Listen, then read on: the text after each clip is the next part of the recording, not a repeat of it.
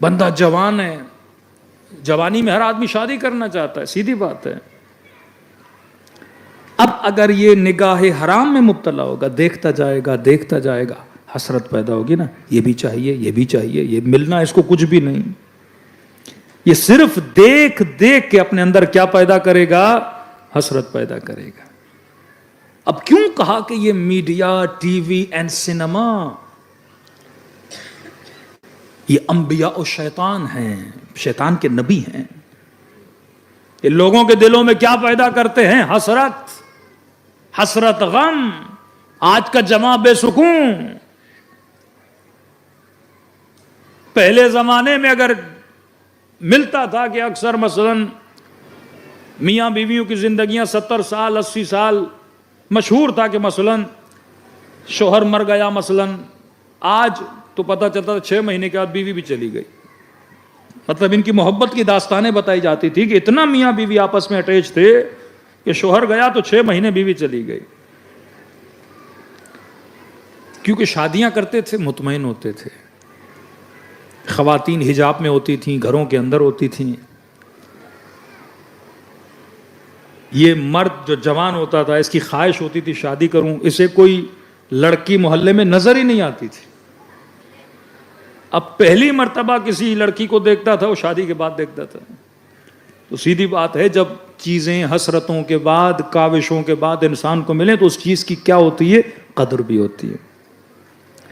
اور متدین خاندانوں میں ہوتا تھا کہ خواتین جب تک کنواری ہوتی تھی تو اپنے ایون آئی بروز بھی نہیں بناتی تھیں. کہتی تھیں کہ شادی کے بعد میک اپ بھی شادی کے بعد، سنگار بھی شادی کے بعد. اور اگر وہ عورت میک اپ کرتی بھی تھی تو شادی کے بعد پہلی مرتبہ اپنے شوہر کے لیے کرتی تھی.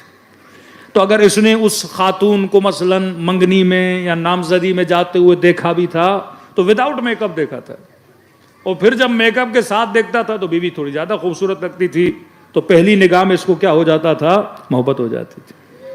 اب وہی میک اپ جو شادی کے بعد ہوتا ہے ہر خاتون ڈیلی کر کے روڈ پہ چلتی ہے. اب شادی کے بعد اس مرد کے لیے کیا نیا ہوگا؟ وہ تو ڈیلی دیکھ دیکھ کے اس کے لیے عادی ہو گیا ہے. دوسرا، فلم انڈسٹری، ڈرامہ انڈسٹری، انہوں نے اور معاشرے کو تباہ و برباد کر دیا. وہ خاتون، وہ جوان جو جھوپڑی میں رہتا تھا، کچے گھر میں رہتا تھا، اس نے بڑی شادیاں نہیں دیکھی تھی کہ بنگلوں میں شادیاں کیسے ہوتی ہیں، بڑے بڑے شادی ہالز میں شادیاں کیسے ہوتی ہیں. اس کی سادگی سے رخصتی ہوتی تھی، اللہ کا شکر ادا کرتا تھا، خدا تیرا شکر ہے میری شادی ہو گئی. لیکن اب یہ جھوپڑی میں بیٹھا ہے، جھوپڑی کے اندر ایک ٹی وی ہے اور ٹی وی میں صبح مثلا مارننگ شو چل رہا ہے اور دکھایا جا رہا ہے کہ شادیاں کیسے ہوتی ہیں، بڑی بڑی امیروں کی شادیاں.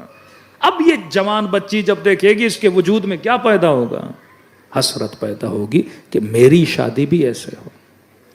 یہ جوان جب دیکھے گا مثلا وہ اتنی بڑی گاڑی میں اس کی انٹری ہو رہی ہے اور یہ ہو رہا ہے اور وہ ہو رہا ہے، اس کے دل میں کیا پیدا ہوگا؟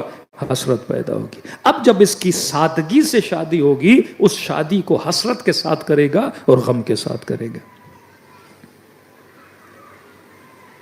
دوسرا، پوری دنیا سے حسن کا کمپٹیشن ہوتا ہے.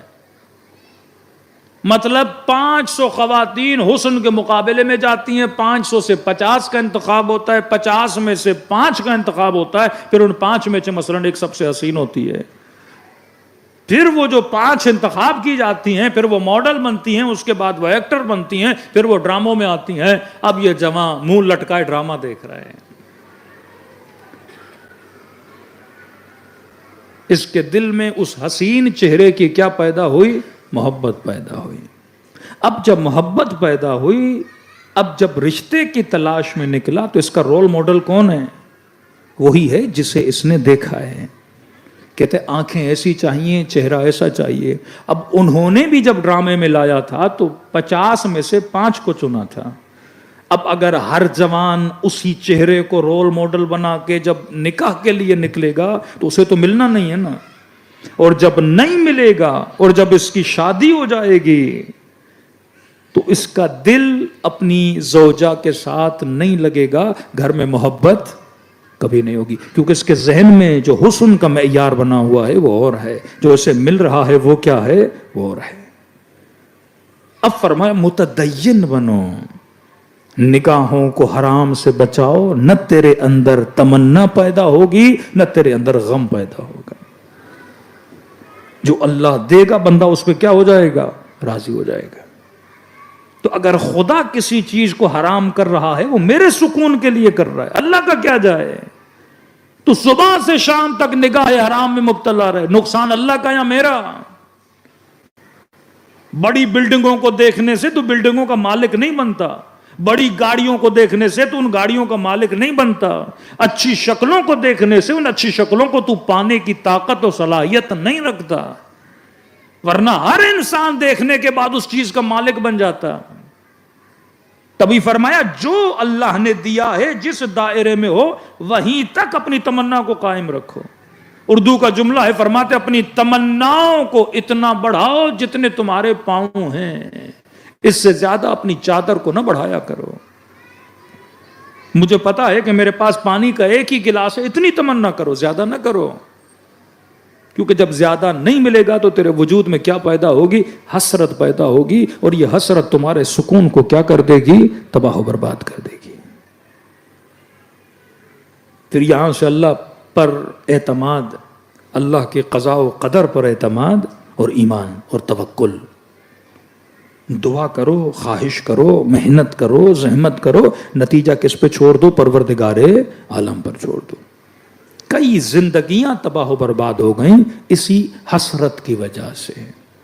تو فرمایا سکون خدا نے محبت میں رکھا ہے. اب اگر میں کسی ایسی چیز سے محبت کروں جسے میں پا نہیں سکوں گا تو ہمیشہ کیا رہوں گا؟ بے سکون رہوں گا. کئی جوان آسٹریلیا میں رہتے ہیں، اپنی ویڈیوز بنا کے، اپنی فلمیں بنا کے اپنے کزنوں کو، اپنے رشتہ داروں کو جو پاکستان میں، انہیں بھیجتے ہیں. یہ بھی حرام ہے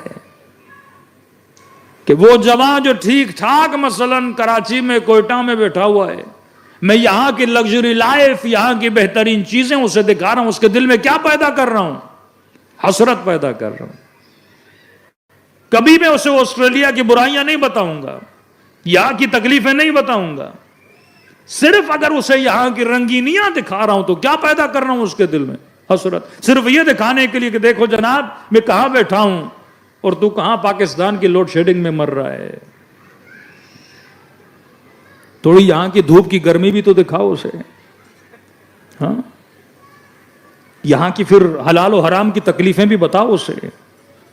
یہاں یہ بھی بتاؤ کہ ہم گھنٹوں گھنٹوں کام کرنے جاتے ہیں تو ہمیں کئی ریسٹورنٹس میں، اب یہاں تو چلو مسائل شاید نہ ہوں، کبھی سور بھی بنانا پڑتا ہے، کبھی شراب بھی سرو کروانی پڑتی ہے، بہت سارے مسائل ہیں کہ مولانا باغ میں جا رہے ہیں، انگور کا باغ ہے، انگور سے شراب بنتی ہے، حکم بتائیے کیا ہے. ہوٹل میں جاتے ہیں، ہندو ہوٹل ہے، اب کھانا کھائیں نہیں کھائیں، یہ بھی تو بتاؤ نا اسے. طلاق کے قصے یہاں کے یہ بھی تو بتاؤ. مختلف مسائل. لیکن صرف رنگینیاں دکھاؤ گے تو اس جوان کے دل میں کیا پیدا ہوگا؟ حسرت پیدا ہوگی. اب اس حسرت کو لے کے کہیں اس کی زندگی وہاں پہ تباہ و برباد نہ ہو جائے. اب یہ حدیث نہیں ہے لیکن کسی عقل مند کے شاید جملے ہیں، میں ہمیشہ ممبر سے بعض لوگوں کو بتاتا ہوں، کہتے ہیں 3 چیزیں اپنی ہر کسی کو نہیں بتایا کرو. ایک ذہب کہتے ہیں سونے کو، سونا مطلب دولت. ان 3 چیزوں پہ نظر لگتی ہے. اپنی زندگی بھی تباہ کرو گے، اگلے کی زندگی بھی تباہ کرو. اپنا ذہب کسی کو نہیں بتایا کرو، مطلب میرے پاس کتنی دولت ہے، میرے پاس کتنا بیلنس ہے، میرے پاس کتنا اکاؤنٹ ہے، یہ شو آف کرنا، اپنی امیری دکھانا لوگوں کو. کیا ہوگا؟ لوگ دیکھیں گے کیا ہوگا؟ فرمایا اور تباہ ہوگے، اور برباد ہوگے، اور بیماریوں اور پریشانیوں میں چلے جاؤ گے. اپنا ذہب کسی کو نہ بتایا کرو کہ تمہاری دولت کتنی ہے. دوسرا ذہاب، جب سفر پہ جاؤ تو ہر کسی کو نہ بتایا کرو کہ کہاں جا رہا ہوں، اس میں بھی نقصان ہوتا ہے. دوسرا مذہب، اپنا عقیدہ بھی ہر کسی کو بتایا نہ کرو. کہ اگر اہل بیت کے چاہنے والے ہو، یہ نہیں ہر کسی کو بتاؤ کہ میں کس کا ماننے والا ہوں.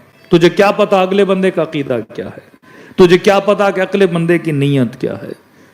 تو اسلام نے سختی سے منع کیا ہے ریاکاری، کیونکہ ریاکاری شاید مجھے نقصان نہ دے لیکن اگلے بندے کے دل میں کیا پیدا کرتی ہے؟ حسرت پیدا کرتی ہے. کانسیپٹ آف حجاب بھی یہی ہے کہ اللہ نے عورت کے وجود میں مرد کے لیے کشش رکھی ہے. اگر عورت بدحجابی کرے گی، بدن کی نمائش کرے گی، تو اس عورت نے اس جماع کے دل میں کس چیز کو پیدا کیا؟ حسرت کو پیدا کیا. حسرت نے غم کو پیدا کیا. اب وہ اس کو حاصل کرنا چاہے گا، اس کی زندگی کیا ہو جائے گی؟ غم سے بھر جائے گی. اب اگر مسلم معاشرہ ہے وہ گناہ نہیں کر سکتا، مثلا گناہ نہیں کر سکتا، تو وہ اپنے دل میں حسرت کو پیدا کرے گا اور حسرت اس شہوت کو پورا کرنے کے لیے مختلف گناہوں کی طرف آگے بڑھ جائے گا، یا چاہے گا کہ اس کے ساتھ تعلق بنائے اور اس تعلق کے نتیجے میں وہ عورت بھی تباہ ہوگی یا مرد بھی کیا ہو جائے گا؟ خود کو تباہ ہو برباد کر دے گا. تبھی فرمایا خود کو حجاب میں رکھے. یا کوئی خاتون یہ بولے کہ میرے اندر اٹریکشن نہیں ہے، اب نہیں ہے تو ٹھیک ہے، لیکن اگر اٹریکشن ہے تو اس پہ کیا ہے؟ حجاب کو واجب ہے. اور حجاب بھی اتنا واجب ہے جتنی تمہارے اندر اٹریکشن ہے. مثلا کسی عورت کے چہرے میں بے انتہا اٹریکشن ہے، بعض مراجع فرماتے ہیں پھر اس کو چہرہ چھپانا بھی واجب ہے. کسی کی آواز میں اٹریکشن ہے، اور یہ پروف ہے کہ عورت کی ہر چیز میں خدا نے مرد کے لیے کیا رکھی ہے؟ اٹریکشن رکھی ہے. یہاں تک کہ اس کے ناخن میں بھی مرد کے لیے کیا ہے؟ اٹریکشن ہے. یہ میں مزاحن ممبر سے بیان کرتا ہوں. پاکستان کا ایک اینکر ہے یاسر شامی، بڑا مزاحیہ. تو اس بدبخت نے کیا کیا کہ یہ رکشے پہ بیٹھا، جینز کی پینٹ پہنی اور پینٹ کو ٹخنوں سے اوپر رکھا اور اپنے پاؤں کے ناخنوں کو نیل پالش لگائی اور عورتوں والی چپل پہن لی اور رکشے میں بیٹھ کے پاؤں باہر نکال کے ایسے ہلاتا رہا. جتنے جوان موٹر بائک پہ جا رہے تھے وہ سمجھ رہے تھے کہ لڑکی کے پاؤں ہیں. وہ سارے دیکھ دیکھ کے جب مڑ کے دیکھ رہے تھے تو رکشے میں تو یاسر شامی بیٹھا تھا. یہ ثابت کرتا ہے کہ خدا نے عورت میں کیا رکھا ہے؟ اٹریکشن. پاکستان میں خسرے بھی جب مانگنے آتے ہیں تو عورتوں کا، پاکستان کے 70% خسرے مرد ہیں. 70% مرد ہیں جنہوں نے حلیہ کس کا بنایا ہوا ہے؟ عورتوں کا بنایا ہوا ہے. سائیکولوجیکلی اللہ نے عورت کو بنایا ایسا ہے، مرد کے لیے بنایا ہے، اس میں اٹریکشن رکھی ہے. اب اگر یہ اپنی اٹریکشن کو ظاہر کرے گی تو یہ اپنی عزت کو گویا سے فری میں، سستے میں کسی مرد کے لیے فراہم کر رہی ہے. خدا نے اس کی قیمت رکھی ہے. فرمایا عورت کا رشتہ لینے کے لیے کوئی آئے گا عزت و احترام کے لیے، یہ اتنی آسانی سے اپنی اپروچ ہر مرد تک نہیں رکھے گی. جو عورت بہت ایزی کسی مرد کی اپروچ میں آ جاتی ہے وہ خود کو سستا اور نیلام کرتی ہے، بیچ دیتی ہے. اسلام قدر دیتا ہے، اسلام قیمت دیتا ہے. کہتا رشتہ لینے جاؤ، ادب سے، احترام سے، کسی کو بھیجو اس کے گھر، اجازت اس کے ہاتھ میں رکھی، قیمت وہ طے کرے گی، شرائط وہ بتائے گی. پھر فرمایا عزت اور احترام سے اس کو رخصت کر کے اس مرد کے گھر میں لایا گیا.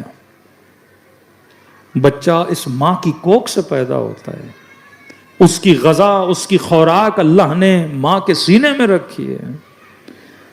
تربیت کی آماج گاہ ماں کی گود کو بنایا ہے. اتنی عزت خدا نے خاتون کو دی ہے. کیوں؟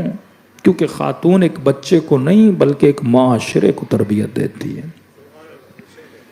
یہ پورا معاشرہ ایک عورت بناتی ہے، یہ پوری سوسائٹی ایک عورت بناتی ہے.